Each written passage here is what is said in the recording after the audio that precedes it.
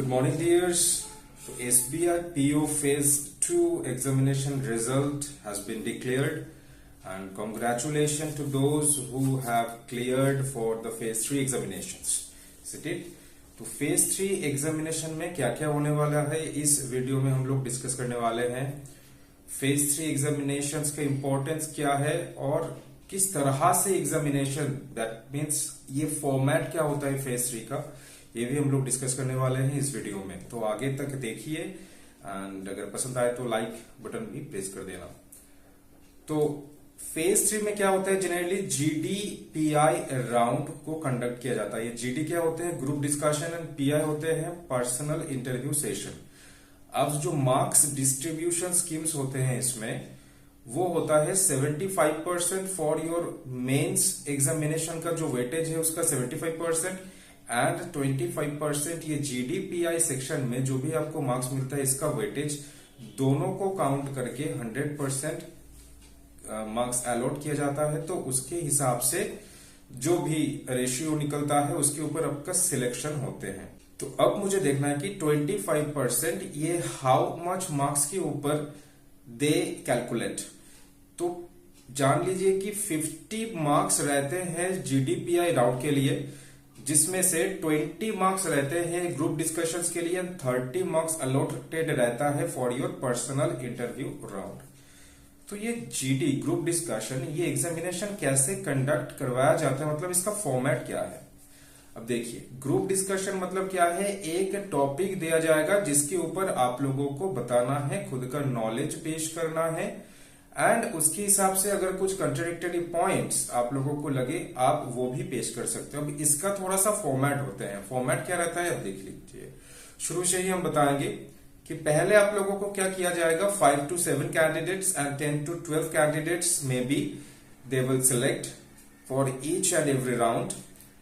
They will be seated to your chairs, and there will be a round table, and the panel members will be seated at the farthest corner of that table. So now each and every candidate for each round that they will select, तुम लोगों को numbers provide किया जाएगा कि उस numbers के हिसाब से तुम लोगों को अपना ओपिनियन रखना है। Obviously one topic they will choose, जिस टॉपिक को वो चूज कर देंगे उसके ऊपर तुम लोगों को बताना है। Remember that each and every candidate will be provided 1.30 seconds to 2 minutes। ठीक है, कि 2 मिनट तक मैक्सिमम तुमको प्रोवाइड किया जा सकता है कि अपना ओपिनियन रखो उस पॉइंट्स के ऊपर। After that they will provide another 1 to 1.30 seconds to counter that argument। इसका मतलब क्या है कि पहले आप खुद का जो ओपिनियन है, your opinion you will present before the panelist. जो भी पैनलिस्ट है उनके सामने तुम रखोगे 2 मिनट या 1.5 या 2 मिनट तक अपना ओपिनियन रखोगे। फिर जब वो 7 और या 12 कैंडिडेट्स का ओपिनियन रखना, ये फर्स्ट पैटर्न जब खत्म हो जाएगा, सेकेंड पैटर्न में क्या आ जाएगा कि ये सब डिस्कशन सुनने के बाद क्या तुम्हारे मन में कुछ काउंटर आर्गुमेंट जगा, तो उसको भी तुम पेश कर सकते हो। इसका कारण है, कारण क्या है कि जिस जॉब रोल के लिए we are going to be selected, जिसके लिए हम लोग सिलेक्शन लेने वाले हैं और सिलेक्टेड होने वाले हैं, तो उस कैटेगरी में किस तरह से हम लोगों का अप्रोच होना चाहिए। Whether we are a presentable persons, कि प्रेजेंटेबल क्या है, देखो अपीयरेंस से जगता है, एक क्या है बातचीत से डिटरमाइन कर सकते हैं हम लोग। तो हम लोग बोल सकते हैं कि नहीं, अननोन पर्संस के सामने कितना हमारा कम्युनिकेशन स्किल है वो लोग जांच कर लेंगे। फिर क्या है गुड लिसनर, कि जिसके साथ हम लोग बात कर रहे हैं उनका व्यू पॉइंट भी हम सुन सकते हैं कि नहीं, वो काबिलियत है कि नहीं हम लोगों के अंदर, कि सुनने के बाद उसको एनालिसिस करके किस तरह से मैं अपना जो व्यू पॉइंट है उसको प्रेजेंट कर सकूं। यही है मकसद। इसका मतलब क्या है कि तुम एसबीआई पीओ मतलब प्रोबेशनरी ऑफिसर लेवल पे सिलेक्शन लेने वाले हो, तो वहां पे तुमको क्या करना है, प्रोडक्ट बेचना है। प्रोडक्ट क्या है, obviously different types of loans हो सकता है, बैंक इंश्योरेंस हो सकता है।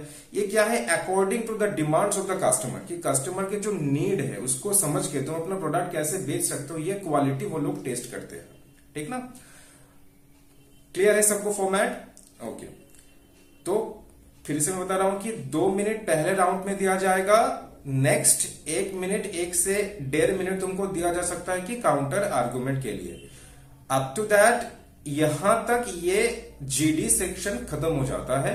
तो उसके बाद तुम लोगों को टाइम दिया जाएगा कि थोड़ा बहुत ब्रेक के बाद पर्सनल इंटरव्यू राउंड, कभी कभार सेम डे में ही हो जाता है, कभी कभार कि नेक्स्ट डे वो बुलाते हैं। जनरली चांसेस है क्या कि सेम डे में ही चीजें निकल जाए।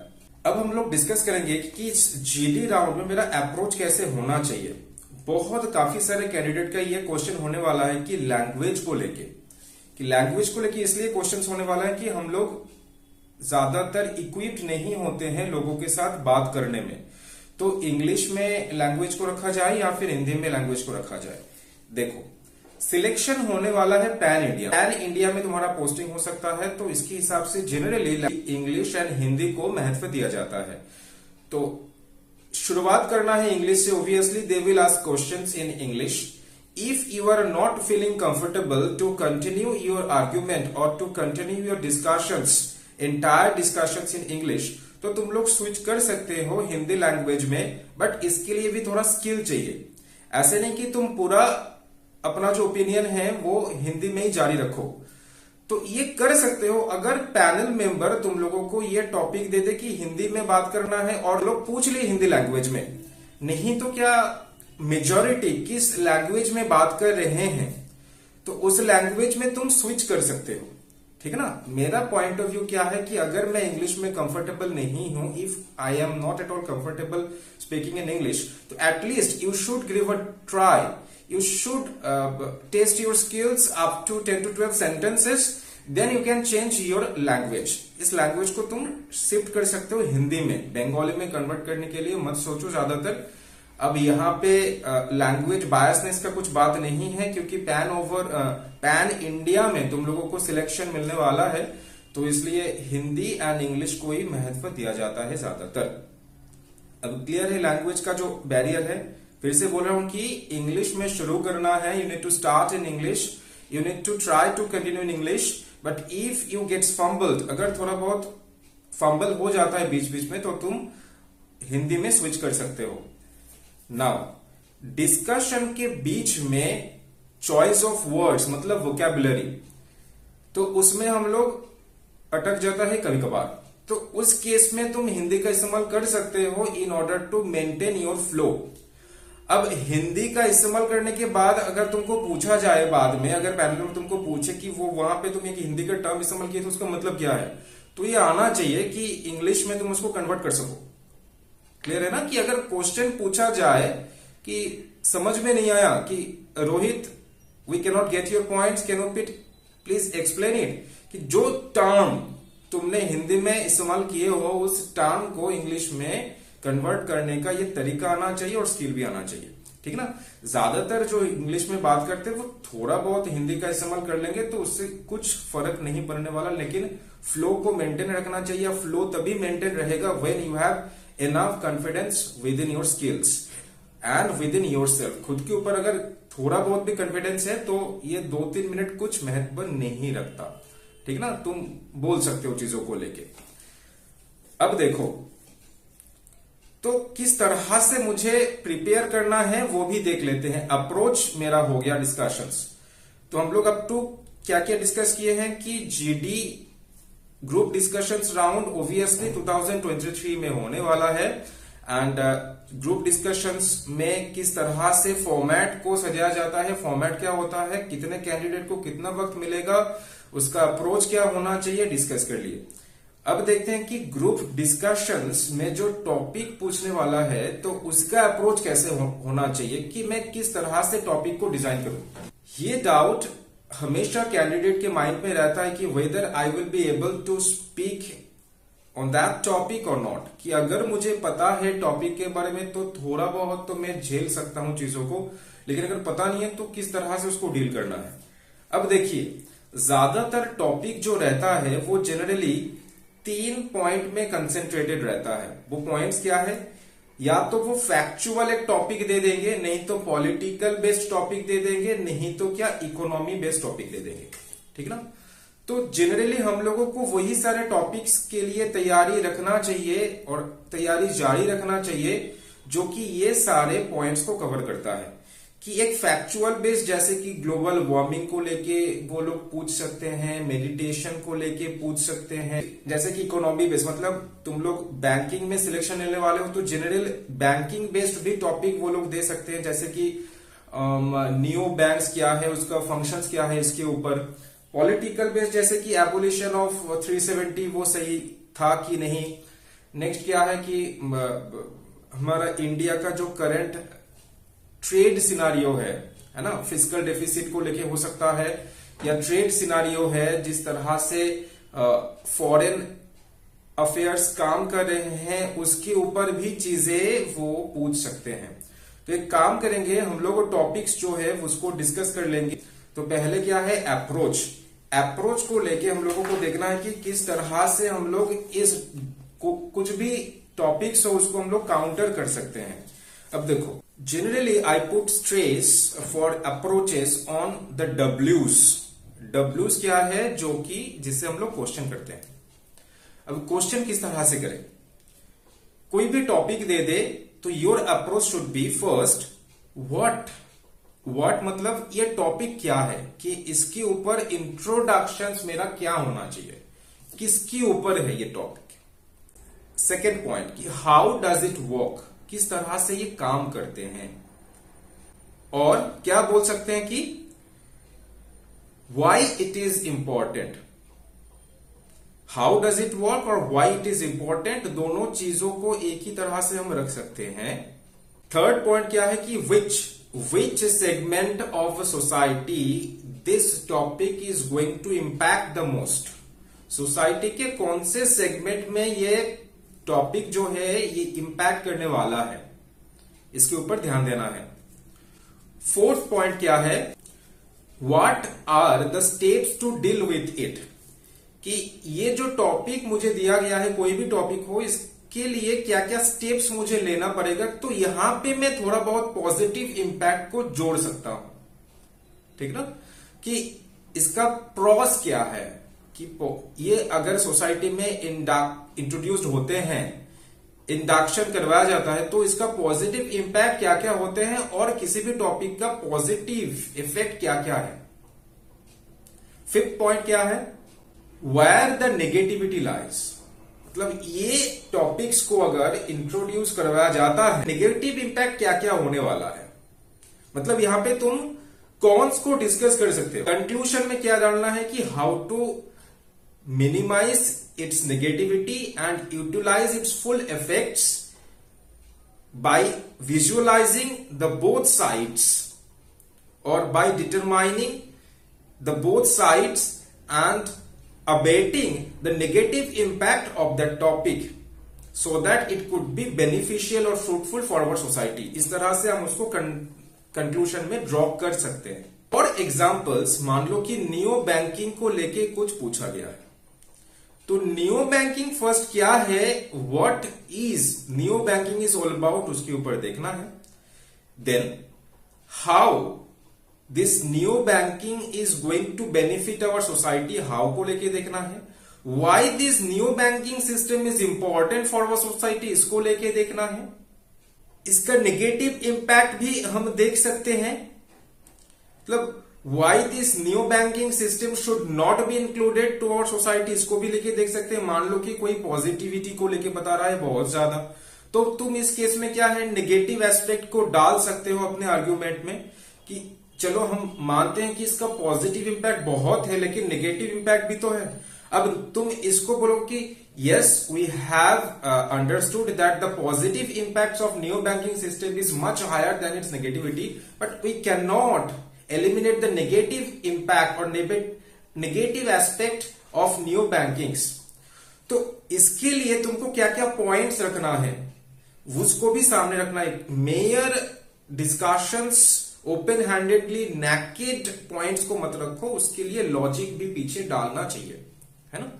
तो जनरली ये सेशन जो है उतना डिफिकल्ट नहीं रहता है कि until and unless we think it as difficult one। तो नेक्स्ट पॉइंट ये होता है कि मैं किस तरह से जीडी के लिए तैयार हो जाऊं। तो in order to get prepared for the GD round, let me remind you कि ये पहले भी डिस्कस किए थे कि मिरर के सामने बैठना बहुत जरूरी है।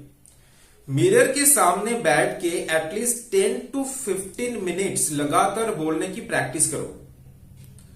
पॉइंट्स, जो भी टॉपिक्स तुमको मिले उसको जो भी डब्ल्यूज के कैटेगरी में रख के पॉइंट्स बताए हैं मैंने, वो डब्ल्यूज के कैटेगरी में रखो, रख के पॉइंट्स लिखो।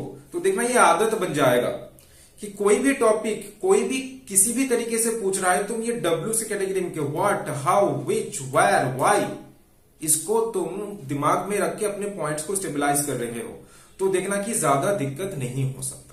Until and unless we get confused कि how our approach should be while speaking, तब भी हम लोग फंबल करते हैं। तो टॉपिक से इंपॉर्टेंट टॉपिक्स में obviously I will share with you, उसके ऊपर थोड़ा बहुत मेहनत करो तो GD round, in fact personal interview round भी हम लोग क्रैक कर सकते हैं। ऑब्वियसली पर्सनल इंटरव्यू में क्या क्या सवाल पूछ सकते हैं उसके लिए भी एक वीडियो आने वाला है, तो बेल आइकन को दबा के रखने की कोशिश कीजिए और लाइक बटन को प्लीज प्रेस कर दीजिएगा ताकि जो भी मैं वीडियो डालूं आपके पास जल्द से जल्द पहुंच जाए।